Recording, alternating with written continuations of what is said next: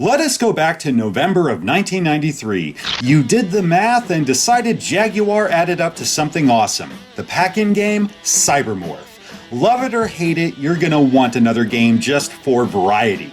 Sadly, you've only one option. Trevor McFur in the Crescent Galaxy.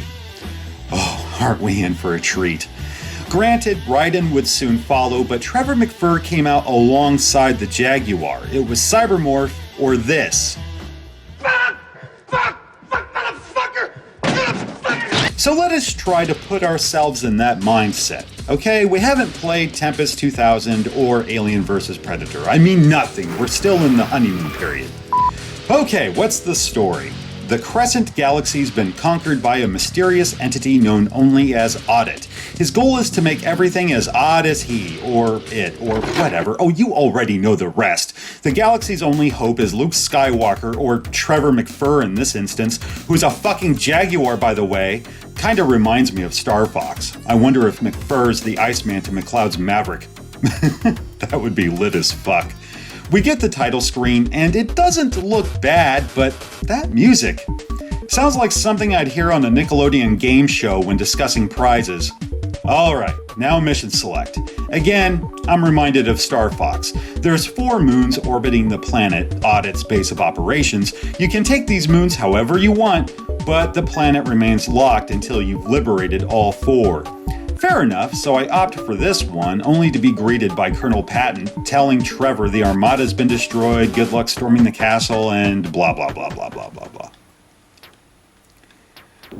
This is where the Star Fox comparisons end. It's a horizontal shooter, which looks nice, really. The pre-rendered sprites are smooth, colors pop, resolution's fairly high, I can't complain, but where's the music? Yeah, I didn't turn it off. There's no music whatsoever beyond the title screen, mission select, and when you win. I defended Alien vs. Predator, as well as Doom. Being first-person shooters, not having music can lend a sense of realism to the experience, almost as if it were virtual reality. Trevor McFur is a horizontal shooter loaded with bland sound effects that fail to sate my appetite for destruction. If it had a thumping soundtrack, you know, like this...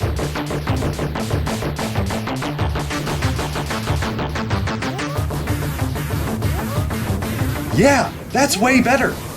You know, I'm fairly certain we have Atari to blame for this rather than hardware. It's been said many times online that McFur was rushed, much to the chagrin of its developers. I totally get that Atari wanted as many games on store shelves as humanly possible for launch day, but come on, Trevor McFur needed music. More so because the gameplay's just boring without it. Mind you, I love shooters. Sure, I suck at them, but some of my favorite games are Biohazard Battle, Galactic Attack, Defender 2000, and so on. With that in mind, McFur just feels lifeless. Every moon consists of 5 sections. The first has you ripping through space, blasting numerous asteroids, razor dreidels, ice cubes, blobs of sentient mucus, those spheres from Phantasm, and other weird shit. These sections are a real pain in the ass because in classic shooter fashion, it's one-hit kills. In addition, much of it seems random, the asteroids in particular. Your first instinct may be to blast them, though I feel it's a recipe for disaster. Like asteroids, they'll get smaller and sometimes come hurtling toward your ship, killing you instantly. Thankfully, there are power-ups for the primary and secondary weapon, not to mention special weapons you collect along the way. You'll lose power-ups when you die, but your inventory remains intact. Sweet merciful Christ. These stages are definitely challenging, though I can't say they're fun. Really, many of these sections go on for what feels like an eternity, with little variation in gameplay. The pacing feels off. Section 2 is a boss. They run the gamut from awesome to average, all the way down to what the fuck are you supposed to be? Their attacks are simple enough, but those fucking life bars are ridiculous. If you've made it this far without upgrades or specials, you're in for a tedious fight. The main weapon is so weak, besting this bitch takes a galactic standard week. A galactic standard week? How the hell long is that? 1 hour. So you beat the fucker, then skim the moon's surface. Some environments look decent for the time. A tad barren perhaps, but not bad. Then you reach Zephyria.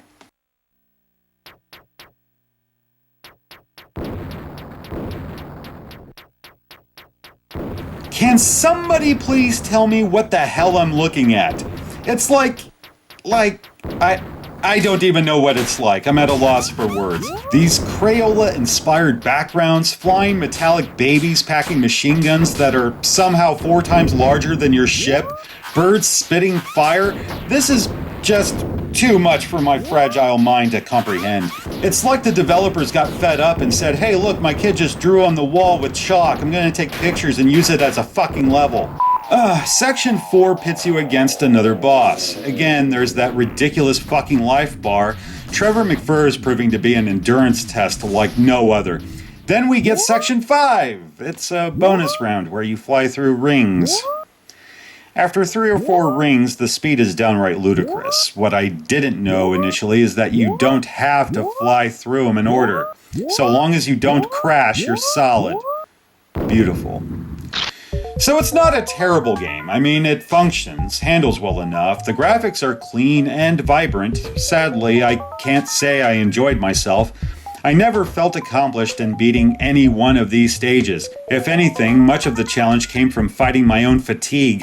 I think I get why folks were skeptical in 1993. Cybermorph, while enjoyable, wasn't the best demonstration for Jaguar. Technically impressive, yes, but kinda shallow. Trevor McFur shares the same cat box. There's some strong technical flourish sprinkled throughout, though it doesn't hold a candle to its predecessors. If it weren't for the platform, not to mention some genuine oddities that confound players to this day, I think we may have forgotten about Trevor ages ago. Unless you're a hardcore collector, I say pass.